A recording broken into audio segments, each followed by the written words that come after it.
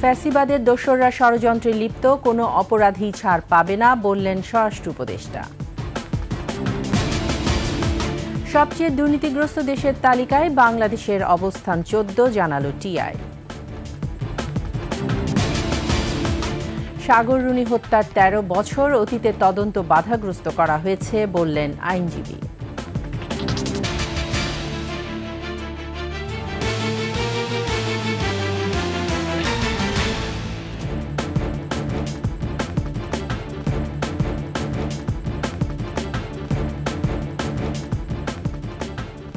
শুনছিলেন সংবাদ শিরোনাম। আমন্ত্রণ 21শে দুপুরের সংবাদে, সাথে আছি আমি তাইজিন রহমান। দর্শক, 21শে টেলিভিশনের সংবাদ একই সাথে সরাসরি দেখতে পাবেন আমাদের ফেসবুক পেজ www.facebook.com/21she24 অনলাইনে। এছাড়া সাবস্ক্রাইব করতে পারেন www.youtube.com/@21sheetv চ্যানেলে।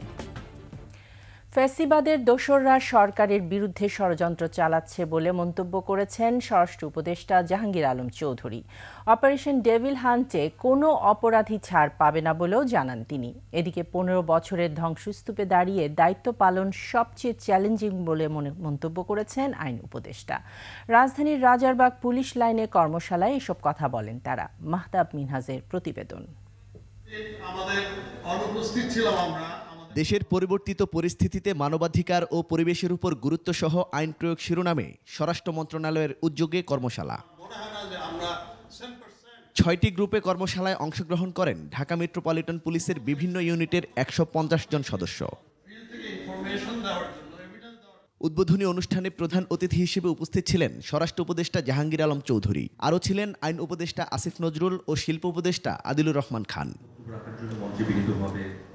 এ সময় স্বরাষ্ট্র উপদেষ্টা বলেন, শান্তি শৃঙ্খলা রক্ষায় আইনশৃঙ্খলা বাহিনী ও বিচার বিভাগের সমন্বয়ে সন্ত্রাসীদের বিরুদ্ধে ব্যবস্থা নিতে হবে। অপরাধীদের আইনের আওতায় এনে অপারেশন ডেভিল হান্টকে সফল করতে হবে। আইনশৃঙ্খলা বাহিনীকে আরও তৎপর হতে বলবো। অপারেশন ডেভিল হান্টকে আমি বলবো, no devil should be escape from law enforcing agencies.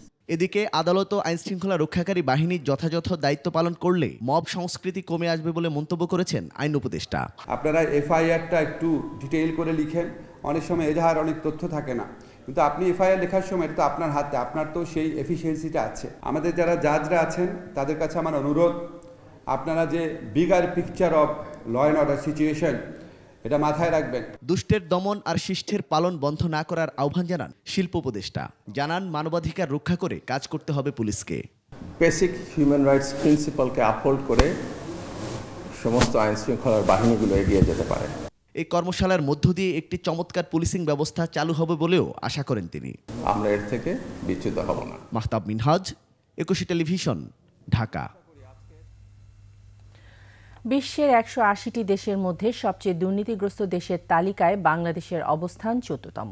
দুর্নীতি বিরোধী আন্তর্জাতিক সংস্থা ট্রান্সপারেন্সি ইন্টারন্যাশনাল টিআই এ তথ্য জানিয়েছে।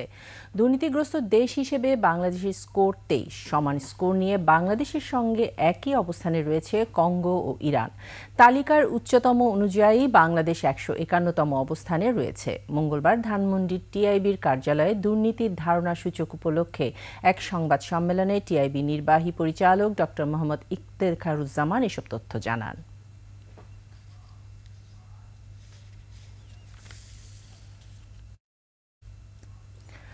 সাংবাদিক দম্পতি সাগর রুনি হত্যাকাণ্ডের 13 বছর আজ। বহুল আলোচিত এই হত্যার রহস্য উদ্ঘাটন হয়নি এখনো। অধরা রয়ে গেছে খুনিরা।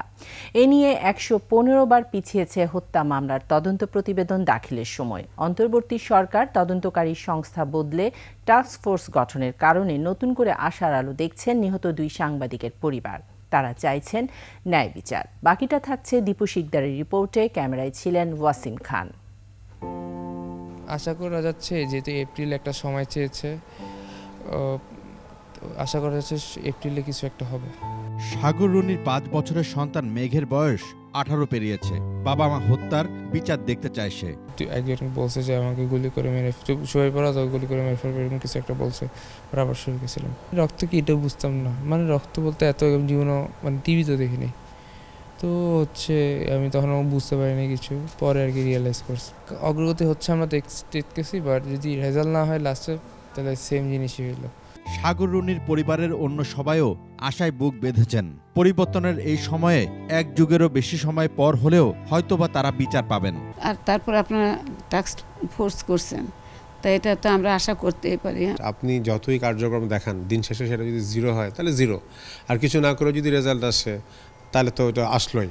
অন্তর্বর্তী সরকার মামলাটির তদন্তে টাস্ক ফোর্স করেছে, যার প্রধান পিবিআইয়ের অতিরিক্ত আইজিপি। তাদের 6 মাস সময় দেওয়া হয়েছে তদন্ত প্রতিবেদন দিতে।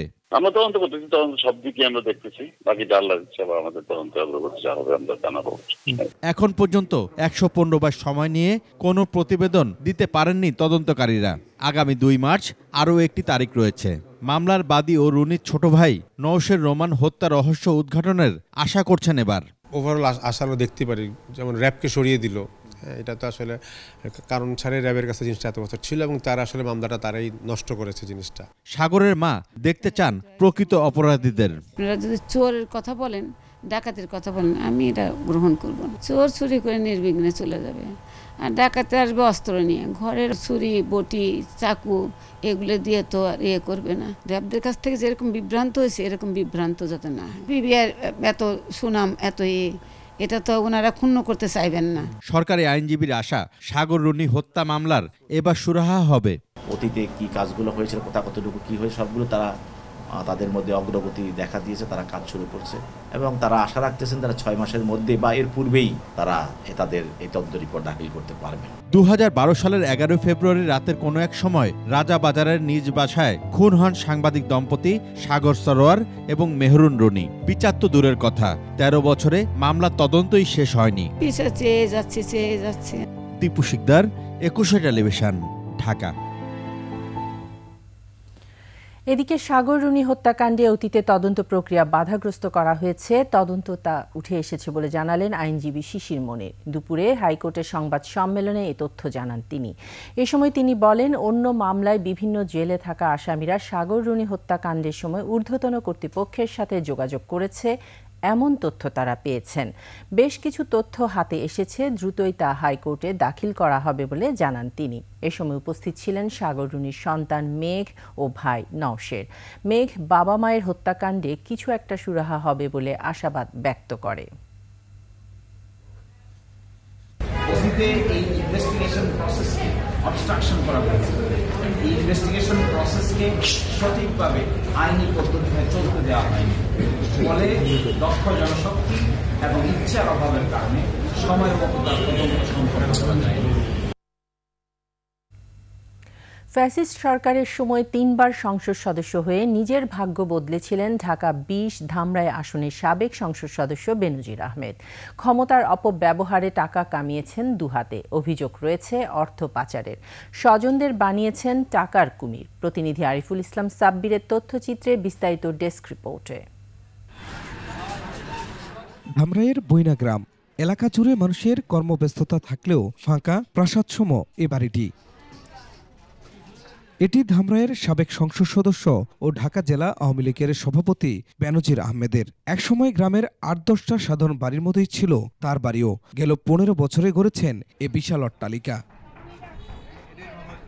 স্থানীয়রা বলছেন 5 বছরে 50 বছরের উন্নয়নের প্রতিশ্রুতি দিলেও ক্ষমতার দাপটে অবৈধ পথে টাকা কামানোই ছিল তার মূল লক্ষ্য। সবাই অত্যাচার করে কোটি কোটি টাকা হাতিয়ে নিছে। আমরা দেখি নাই, তবে উনি টাকা পয়সা শুনতেছি দেশের বাইরে পাচার করছে। দলীয় নেতাকর্মীদের বঞ্চিত করে নিজের লোকদের বসিয়েছিলেন দলসহ নানা পদে। নিজের বোনজামাই নুরুজ্জামান খানকে কুশরা ইউপি চেয়ারম্যান ও ভাগিনা সিরাজউদ্দিনকে বানান উপজেলা ভাইস চেয়ারম্যান। হেরাই পুলিশ মুনিশ সব থানা মানা চেয়ারম্যান হেরাই, মেম্বার চেয়ারম্যান সব হেরাই।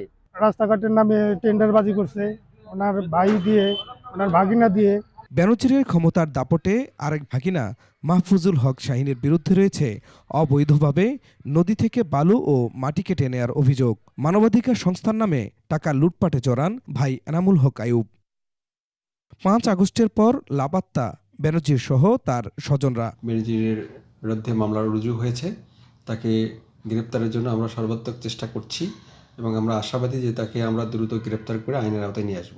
বেনজির আহমেদ সহ 80 জনের বিরুদ্ধে রয়েছে হত্যা মামলা। Khurshid Alam, desk report, 21 television. নিচ্ছি সংবাদ বিরতির পর যা থাকবে। বসন্ত সামনে রেখে যশোরে মাঠ জুড়ে নানান রঙের ফুল, ভালো বেচাকেনার প্রত্যাশা চাষিদের।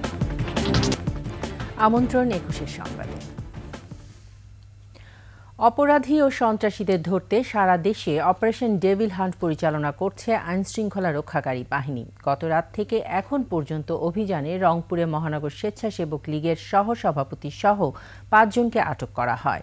নারায়ণগঞ্জে পুলিশের অভিযানে আওয়ামী লীগ নেতা সহ ২১ জনকে গ্রেফতার করা হয়। এদিকে রাজশাহীতে ডেভিল হান্ট অভিযানে ৮ জনকে গ্রেফতার করেছে যৌথ বাহিনী।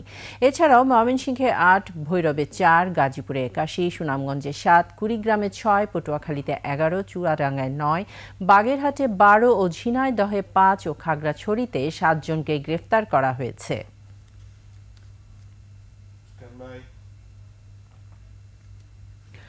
নারায়ণগঞ্জ শহরের ফ্ল্যাট থেকে উৎপল রায় নামে এক এনজিও কর্মকর্তার গলা কাটা মরদেহ উদ্ধার করেছে পুলিশ জানায়, রাতে নিহতের ছেলে উজ্জ্বল রায় কাজ শেষে সাহাপাড়ায় বাসায় ফিরে দরজা বন্ধ দেখে। পরে সে তালা ভেঙে বাবার রক্তাক্ত মরদেহ মেঝেতে পড়ে থাকতে দেখে পুলিশকে খবর দেয়। পুলিশ জানায়, আলমারি ভেঙে ১০ ভরি স্বর্ণের অলংকার সহ বেশ কিছু টাকা খোয়া গেছে। এ ঘটনার পর থেকে বাড়ির নিরাপত্তা প্রহরী ও গৃহকর্মী পলাতক রয়েছে। নিহত উৎপল রায় বেসরকারি উন্নয়ন সংস্থা সেভ দ্য চিলড্রেনের প্রকল্প পরিচালক।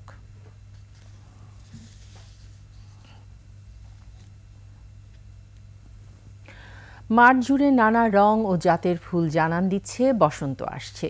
বর্ষা মৌসুমে অতিবৃষ্টির ক্ষতি পোষাতে বসন্ত ও ভালোবাসা দিবসে ভালো বেচাকেনা হবে, এমন আশায় দুলছেন যশোরের ফুল চাষিরা। যশোর প্রতিনিধি শিকদার খালিদের তথ্যচিত্রের ডেস্ক রিপোর্ট।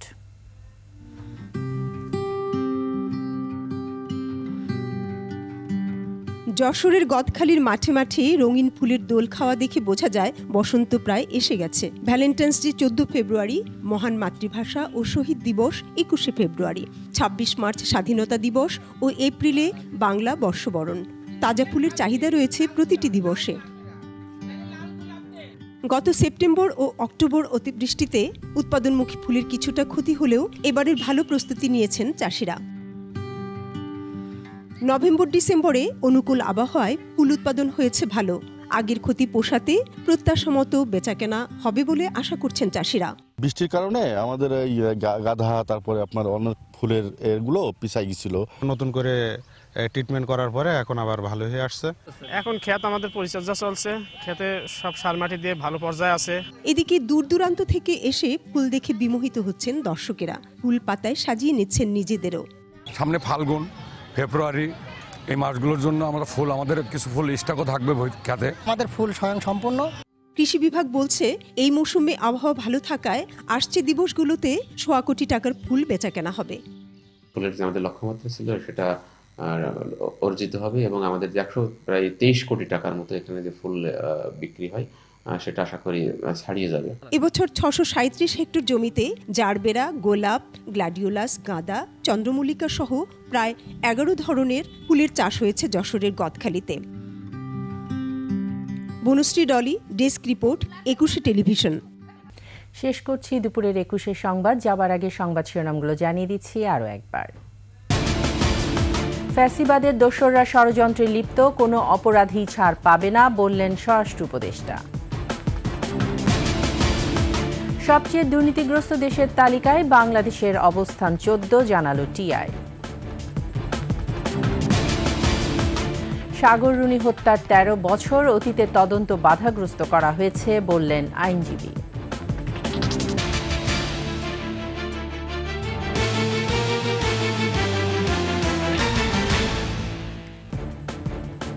সর্বশেষ সংবাদ জানতে ডায়াল করুন 2021 নম্বরে আর ভিজিট করুন 21-tv.com এই ওয়েবসাইটে। ফেসবুকে ভিজিট করতে পারেন www.facebook.com/2124 অনলাইন। এছাড়া সাবস্ক্রাইব করতে পারেন www.youtube.com/@21etv চ্যানেলে। এতক্ষণ সঙ্গে থাকার জন্য ধন্যবাদ। পরবর্তী সংবাদ বিকেল 5টায় দেখার আমন্ত্রণ রইল। 21-এর সাথে থাকুন।